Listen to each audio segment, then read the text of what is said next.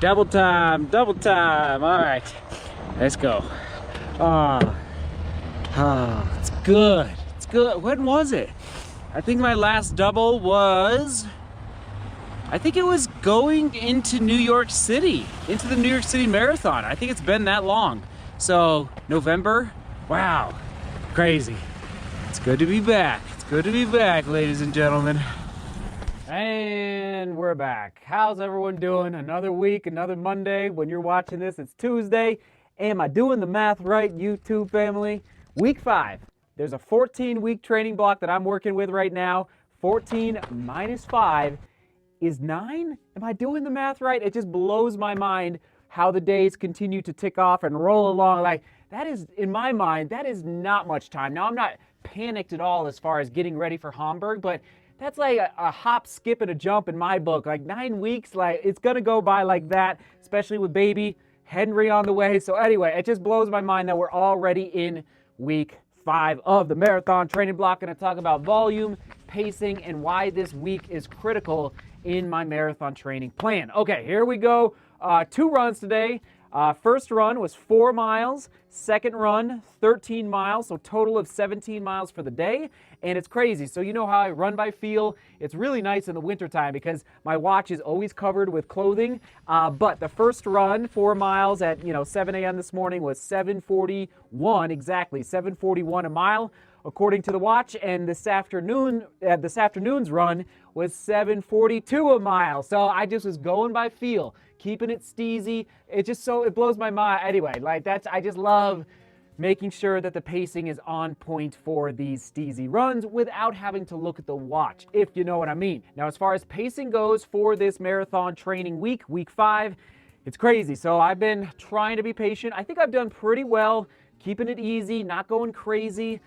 But finally, tomorrow, when you're watching this, I'm gonna go steady, which for me is about 7 minutes a mile. I suspect, though, I'm gonna be so excited to go a little faster that I'm gonna go right around that 6:50 to 6:55 a mile. We'll see how the ice and snow, it's supposed to snow again tonight, so we'll see how the snow adds up and maybe keeps me in that, right at that 7-minute range. But that is the pacing. So 2 times this week, I believe it's Tuesday and Friday, I will go steady.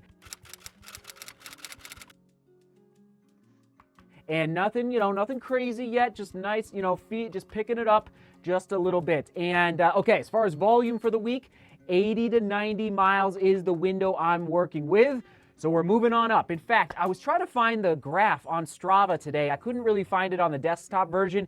If I find it, I'll put it on the screen right now. But basically my ascent toward my peak volume, it's happening. Like this is week 5, so by week 7 or 8, I will hit my peak volume, depending on, again, how the legs are feeling. And then, as I mentioned 4 weeks ago, I'm going to take a down week, so a rest week, where I will drop from that, oh gosh, I don't want to scare anyone, but for me, I'm shooting for that 110 to 120 a mile week, 110 to 120 miles for that peak volume week.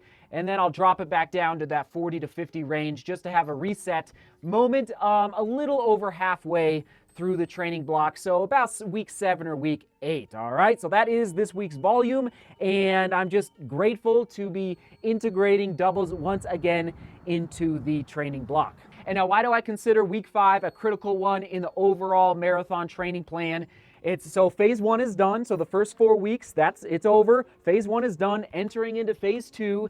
And the only way, as you know, for me, I love threshold runs. Threshold runs are the butter to my training. That's what gives me really the confidence to go out and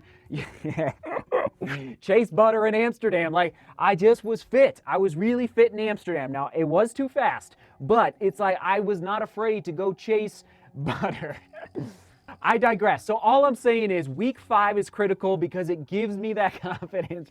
It gives me that confidence that I can, in 2 and then maybe 3, let me think, 5, 6, 7, 8. Yeah, in 2 to 3 weeks from now, I will do my first baby threshold run, probably 3 to 4 miles, just to begin that ascent in my threshold training, which again, just gives me that confidence. But there's no way I can do threshold training if I don't successfully complete week 5 in a healthy manner, feeling good, beginning to pick up the pace with those steady runs, but still keeping it in control. You know what I mean? Keeping it in control. So, okay, I made it I made it through. Question of the day: no matter what distance you're training for, what week, or if you want to say 2 to 3 weeks, what weeks do you consider to be critical in your training block? And listen, this is a pretty open-ended question, like very, I'd say, it could, I bet the answers down in the comments are going to vary pretty widely. It could be the last week of the training block.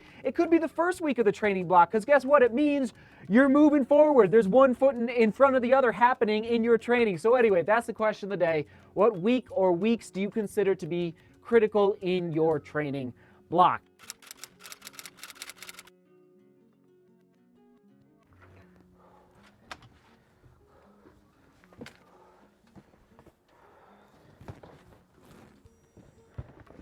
Okay, what do we have here?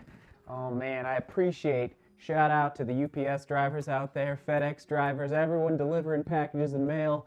And it's just, tough weather, like mad respect, mad respect. Okay, let's see what is in the box. And let's see, was it last week that I put out a vote on Facebook and Twitter to see what shoes I would test test next for all of you? Did you like that? If you voted on Facebook or Twitter last week, and what was the winner?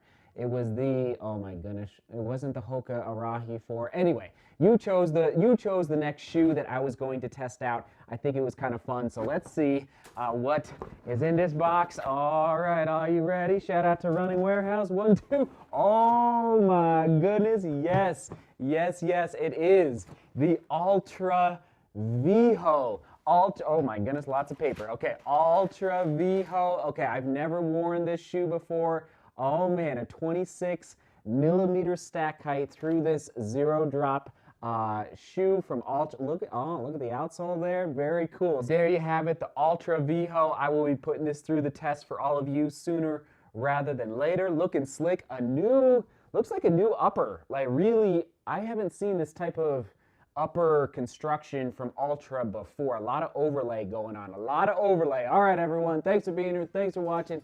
Thanks for learning about my week 5 marathon training.